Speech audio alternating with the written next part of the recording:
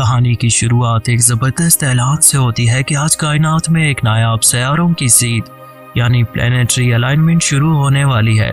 ये एक ऐसा वाक़या है जो हर 5000 साल में सिर्फ एक बार पेश आता है और उसका आखिरी मरहला एक मुकम्मल सूरज गिरन से होता है जब निज़ाम शमसी के 8 सितारे एक कतार में आ जाते हैं।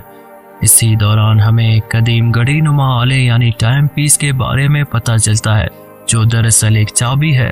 उस चाबी के जरिए एक पुरस्कार चीज के 2 हिस्से हासिल किए जा सकते हैं जिसे ट्रायंगल ऑफ लाइट कहा जाता है। ये कोई आम चीज नहीं बल्कि एक मेट्योर के जमीन पर गिरने से बनी है जिसमें वक्त और जगह को कंट्रोल करने की नाकाबिले यकीन ताकत मौजूद है। तारीख बताती है कि शुरू में उसे एक ऐसे शहर में रखा गया था जहां लोग उसकी इबादत करते थे, लेकिन जब उसकी ताकत का गलत इस्तेमाल हुआ तो वो पूरा शहर और वहां के बसने वाले लोग तबाह हो गए। इसके बाद इस खतरनाक चीज को 2 हिस्सों में तकसीम करके दुनिया के 2 अलग कोनों में छुपा दिया गया। एक हिस्सा कंबोडिया के एक कदीम मकबरे में और दूसरा साइबेरिया के एक बर्बाद शुदा शहर में। अब कहानी मौजूदा वक्त में आती है जहां हमारी हीरोइन और मुहिम जो लड़की लारा क्राफ्ट एक रस्सी के जरिए एक मिस्री मकबरे में दाखिल होती है और वहां एक कीमती डायमंड की तलाश में होती है कि अचानक एक देवेकल रोबोट उस पर हमला कर देता है। लारा फौरन अपनी बंदूकें निकालती है और एक जबरदस्त लड़ाई शुरू हो जाती है। वो बड़ी महारत से रोबोट को एक चादर में फंसाकर उस पर सुतून गिरा देती है, मगर वो फिर से उठ खड़ा होता है और रोबोट की तेजदार ब्लेड्स लारा को तकरीबन काट ही देते हैं। मगर लारा एक जबरदस्त चाल चलती है और रोबोट का अपना बाजू इस्तेमाल करके उसे नाकारा बना देती है और उसके सर्किट्स निकाल कर उसे मुकम्मल बंद कर देती है। लेकिन यहाँ एक दिलचस्प मोड़ आता है। वो हीरा दरअसल कोई खजाना नहीं होता बल्कि लारा की अपनी म्यूजिक प्लेलिस्ट होती है जिसे वो रोबोट में लगाकर म्यूजिक सुनती है। पता ये चलता है कि ये मकबरा दरअसल लारा के अपने घर यानी क्राफ्ट मैनर के अंदर बनाया गया एक ट्रेनिंग एरिया होता है। लारा का बटलर हिलरी उसे बार बार कहता है कि थोड़ा मुहज़्ज़िब बनो और औरतों वाला ड्रेस पहनो, लेकिन लारा अपनी मस्ती में उसे नज़रअंदाज कर देती है। मंजर बदलता है और हम वेनिस पहुंच जाते हैं जहां एक खुफिया मीटिंग हो रही होती है।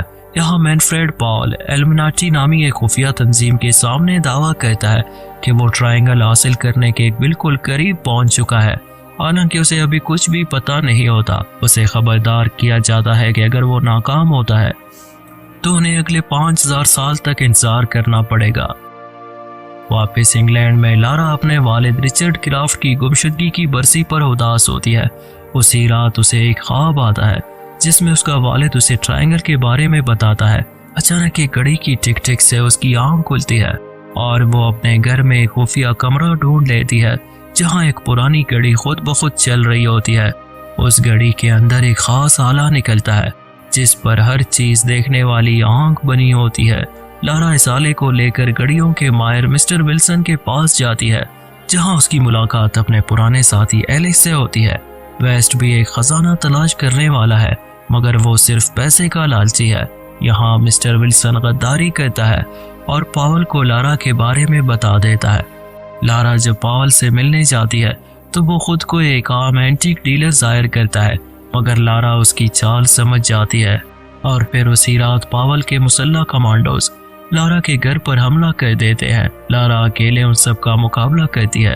वो छत से लटक कर फायरिंग करती है और जबरदस्त एक्शन दिखाती है, मगर आखिरकार दुश्मन वो कीमती आला छीन कर ले जाते हैं।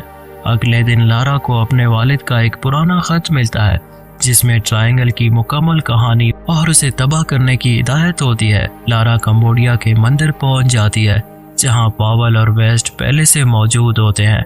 वहां एक पेचीदा पहेली हल करने के बाद ट्रायंगल का पहला हिस्सा जाहिर होता है। लारा उसे हासिल तो कर लेती है मगर वहां मौजूद मुहाफिज मुजस्मे जिंदा होकर उस पर हमला कर देते हैं। एक खूनरेज लड़ाई के बाद लारा वहां से बच निकलने में कामयाब हो जाती है। आखिर में सब लोग साइबेरिया के डेड जोन पहुंच जाते हैं जहां सैयारों की सीध मुकम्मल होने वाली होती है। पावल धोखाधड़ी पर उतर आता है, अपने ही साथी को मार देता है और वेस्ट को जख्मी करके लारा को मजबूर करता है कि वो ट्रायंगल को मुकम्मल करे। जैसे ही ट्रायंगल मुकम्मल होता है वक्त थम जाता है और लारा एक ख्याली दुनिया में अपने वालिद से मिलती है। उसके वालिद उसे समझाते हैं कि इस वक्त को कभी इस्तेमाल नहीं करना बल्कि उसे तबाह करना है। लारा वापस आकर वक्त को चंद सेकंड पीछे ले जाती है, वेस्ट को बचाती है और पावल को एक जबरदस्त मुकाबले के बाद हलाक कर देती है। आखिरकार लारा उस खतरनाक ट्रायंगल को तबाह कर देती है ताकि दुनिया महफूज रहे। कहानी के इख्तिताम पर लारा अपने वालिद को खिराज तहसीन पेश करती है और अपने बटलर की ख्वाहिश पर पहली बार ड्रेस पहनकर सामने आती है, मगर साथ ही अपनी बंदूकें भी उठा लेती है क्योंकि वो अब एक नए एडवेंचर के लिए तैयार है। Thanks for watching.